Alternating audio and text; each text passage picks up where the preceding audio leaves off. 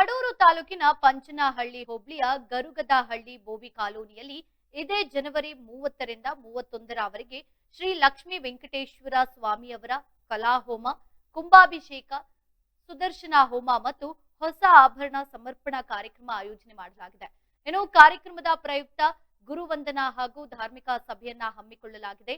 ಸಮಸ್ತ ಗ್ರಾಮಸ್ಥರು ಹಾಗೂ ಭಕ್ತಾದಿಗಳು ಕುಟುಂಬ ಸಮೇತರಾಗಿ ಆಗಮಿಸಿ ಸ್ವಾಮಿಯ ಕೃಪೆಗೆ ಪಾತ್ರರಾಗಬೇಕು ಅಂತ ಮಾಜಿ ಜಿಲ್ಲಾ ಪಂಚಾಯತ್ ಸದಸ್ಯರು ಮತ್ತು ಜಿಲ್ಲಾ ದಲಿತ ಸಂಘದ ಮುಖಂಡರಾದ ವಿಬಿ ಷಣ್ಮುಖ ಬೋವಿ ಅವರು ಮನವಿ ಮಾಡಿದ್ದಾರೆ.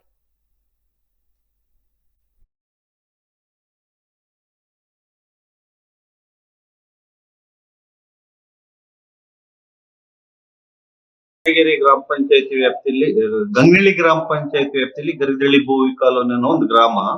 ಅದು ನಮ್ಮ ಅಜ್ಜ ಅಜ್ಜಿದ್ರ ಕಾಲದಿಂದಲೂ ಶ್ರೀ ಲಕ್ಷ್ಮೀ ವೆಂಕಟೇಶ್ವರ ಸ್ವಾಮಿ ದೇವಸ್ಥಾನ ಅಂತ ಒಂದು ದೇವಸ್ಥಾನ ಇತ್ತು. ನಾವಿಲ್ಲಿ ಕಳೆದ ಒಂದು 5-6 ವರ್ಷದಿಂದ ದೇವಸ್ಥಾನನ ಕಟ್ಟಿದ್ವಿ. ಹಿಂದೆ ಸ್ವಲ್ಪ ಹಿಂದಿನ ಪೂರ್ವಿಕರು ಬಡತನದಲ್ಲಿದ್ರು, ಮಣ್ಣಲ್ಲಿ ಗೋಡೆ ಇಟ್ಟು ಮೇಲೆ ಟೀರ್ ಬಿಟ್ಟು ಹೆಂಚು ಇಂಥದ್ದೆಲ್ಲ ಹಾಕೊಂಡಿದ್ರು. ನನ್ನ ಮೆಜಾರಿಟಿಗೆ ಬಂದ್ಮೇಲೆ ಟೆಕ್ನಿಕಲ್ ಆಗಿ ಚೆನ್ನಾಗಿ ಸ್ಟೋನ್ ಅಲ್ಲಿ ಗಿಮ್ಗಳೆಲ್ಲ ಹಾಕೊಂಡು ಗೋಪುರ ಕಟ್ಟಿ ಚೆನ್ನಾಗಿ ದೇವಸ್ಥಾನ ಕಟ್ಟಿಸಿ ವಿಗ್ರಹ ಮಾಡಿಸಿ, ಆಂಧ್ರದಲ್ಲಿ ವಿಗ್ರಹ ಮಾಡಿಸಿ, ತಿಮ್ಮಪ್ಪಂದು ವಿಗ್ರಹ ಮಾಡಿಸಿ ವಿಗ್ರಹ ತಂದು ಪ್ರತಿಷ್ಠಾಪನೆ ಮಾಡಿಸಿದ್ವಿ. ನಮ್ಮ ದೇವಸ್ಥಾನದಲ್ಲಿ ತಿಮ್ಮಪ್ಪನ ಲಕ್ಷ್ಮೀ ವೆಂಕಟೇಶ್ವರ ಸ್ವಾಮಿನ ಪೂಜೆ ಮಾಡುವಂತ ಅರ್ಚಕರು ವೈಷ್ಣವ್ರು ಯಾಗಬೇಕು, ರಾಯರು ಅಂದ್ರು ತಿಳಿದಂತವ್ರು. ಹಂಗಾಗಿ ರಾಯರಿಗೆ ತಿಂಗಳಾಗಿತ್ತು ಅಂತ ಸಂಬಳ ಕೊಟ್ಕೊಂಡು ಶಾಸ್ತ್ರೋಕ್ತವಾಗಿ ಪೂಜೆ ಪುರಸ್ಕಾರಗಳು ನಡೀತಾ ಬರ್ತಾ ಇದ್ವು.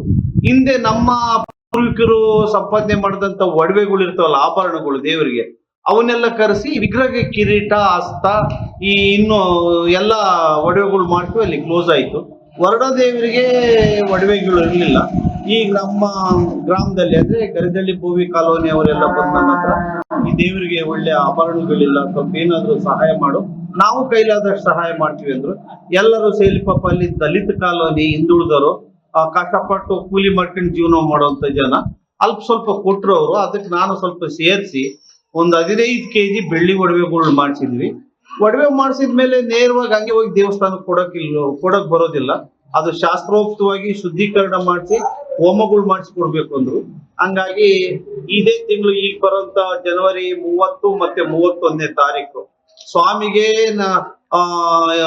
ಇದೇನು ಸುದರ್ಶನ ಹೋಮ, ವಿಷ್ಣು ಹೋಮ, ಗಣಪತಿ ಹೋಮ ಮಾಡೋದ್ರ ಜೊತೆಗೆ ಕಲ್ಲತ್ತಿಗಿರಿ ಜಲಪಾತ ಪುಣ್ಯಕ್ಷೇತ್ರಕ್ಕೆ ಹೋಗ್ಬಿಟ್ಟು ಅಲ್ಲಿ ಆಭರಣ ಶುದ್ಧೀಕರಣ ಪೂಜೆ ಮಾಡಿಸ್ಕೊಂಡು ಆಭರಣನ ದೇವಸ್ಥಾನದ ಹತ್ರ ತಂದು ಹೋಮಗಳು ಮಾಡಿ, ಹೋಮ ಮಾಡೋದ್ರ ಮುಖಾರ ನಮ್ಮ ಹಿಂದೂ ಸಂಪ್ರದಾಯದಲ್ಲಿ ಹಿಂದಕ್ಕಿಂದ ಏನ್ ನಡೆದು ಬಂದಿದೆ ಅದೇ ಪ್ರಕಾರ ಪೂಜೆಗಳು ಮಾಡಿಸಿ ಹೋಮಗಳು ಮಾಡಿಸಿ ದೇವರಿಗೆ ಸಮರ್ಪಣೆ ಕಾರ್ಯಕ್ರಮ. ಅದ್ರ ಜೊತೆಗೆ ಜಯ ವಿಜಯ ಅಂತ ದ್ವಾರಪಾಲಕರು ವಿಷ್ಣು ದೇವರಾಗಿರೋದ್ರಿಂದ ಜಯ ವಿಜಯನ ಆ ಕಡೆ ದ್ವಾರಪಾಲಕರನ್ನ ವಿಗ್ರಹಗಳನ್ನ ಪ್ರತಿಷ್ಠಾಪನೆ ಮಾಡಿಸೋದು. ಹಂಗೇನೆ ನಮ್ಮ ಸಮಾಜದ, ಯಾಕೆಂದ್ರೆ ನಮ್ಮ ಸಮಾಜ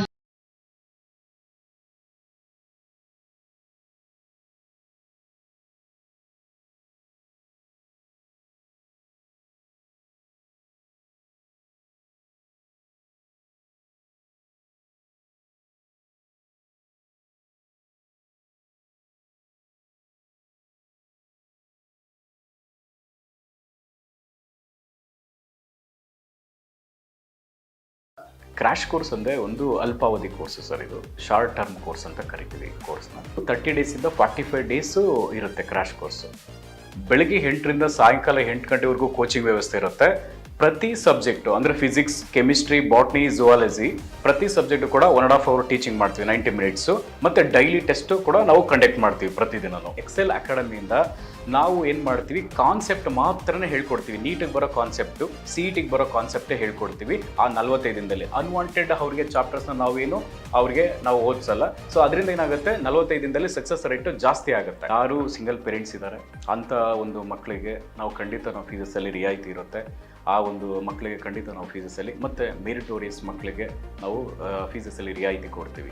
ನಿಮ್ಮ ತಂದೆ ತಾಯಿ ಏನು ಆಸೆ ಇಟ್ಕೊಂಡಿರ್ತಾರೋ ಆ ಆಸೆ ಪ್ರಕಾರ ನೀವು ಕೂಡ ಕೈ ಜೋಡಿಸ್ಬೇಕಾಗುತ್ತೆ. ನಾವು ಕೂಡ ನಮ್ಮ ಫ್ಯಾಕಲ್ಟೀಸಿಂದ, ನಮ್ಮ ಕಡೆಯಿಂದ ಒಳ್ಳೆ ಒಂದು ಕೋಚಿಂಗ್ ಕೊಟ್ಟು ನಾವು ಒಳ್ಳೆ ರ್ಯಾಂಕ್ ತೆಗ್ಸೋಕ್ಕೆ ನಾವು ಕೂಡ ನಿಮ್ಮ ಜೊತೆ ನಾವು ಇರ್ತೀವಿ.